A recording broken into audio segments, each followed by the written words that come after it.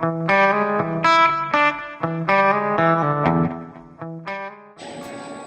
we've been getting a lot of part designs lately where the customer is asking for basically ways to create more longevity or lifespan out of their parts. Tell us about a recent example that you can cite how we did that. All right. Here's a good example here.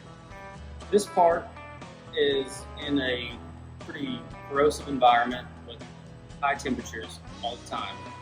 This part originally came to us as just one side had this pocket and one of the slots. The manufacturer asked us, how could we get more life out of this part? You had all this extra material that you could just mirror the part to the other side of it, and you get the whole, basically, other part out of this, what used to be just one. So you double the part's lifespan.